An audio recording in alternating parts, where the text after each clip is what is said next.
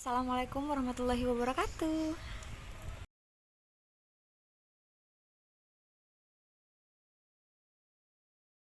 Untuk yang pertama yang akan kita bahas di sini adalah pengertian dari pajak itu sendiri.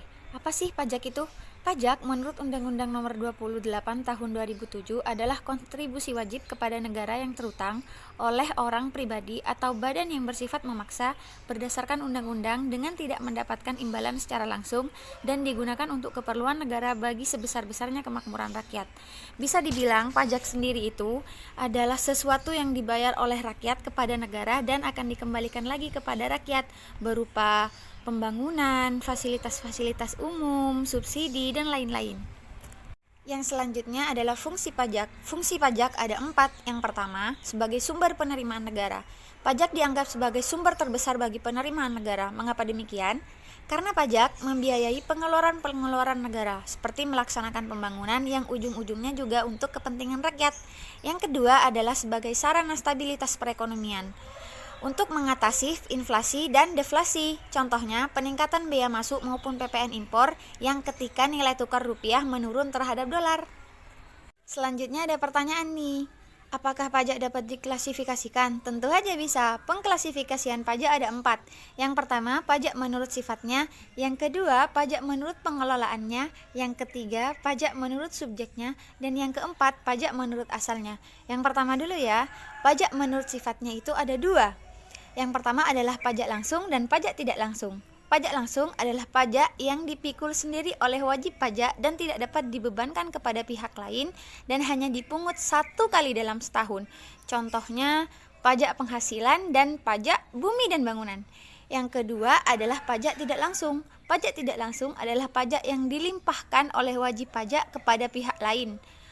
Contohnya pajak pertambahan nilai, pajak bea masuk, dan pajak ekspor.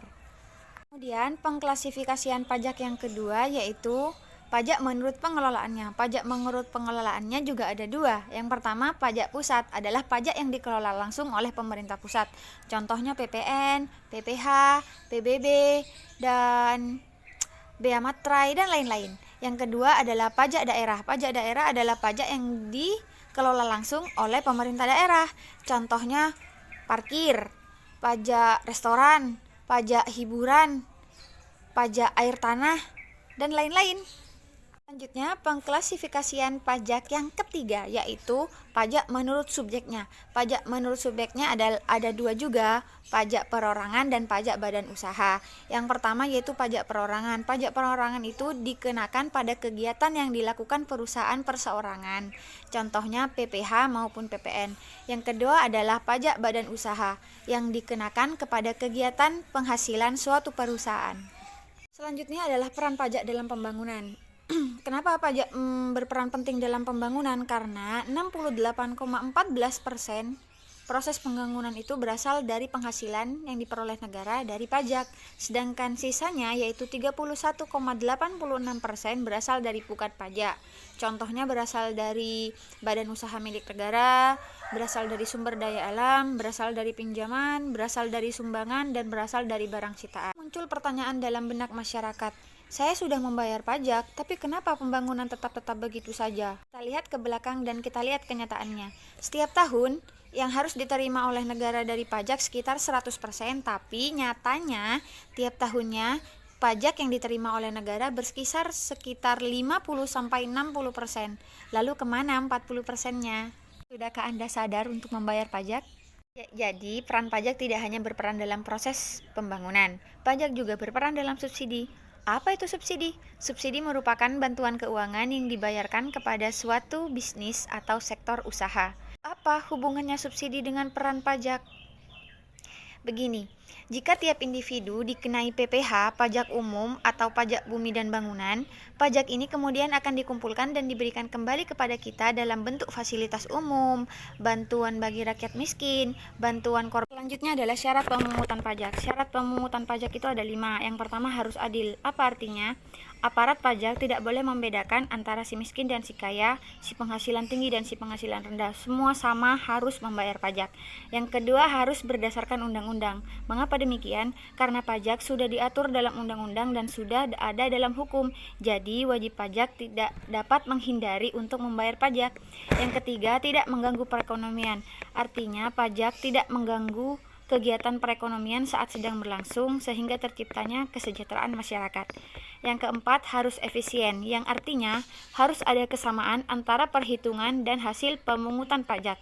Yang kelima, sistem pajak harus sederhana.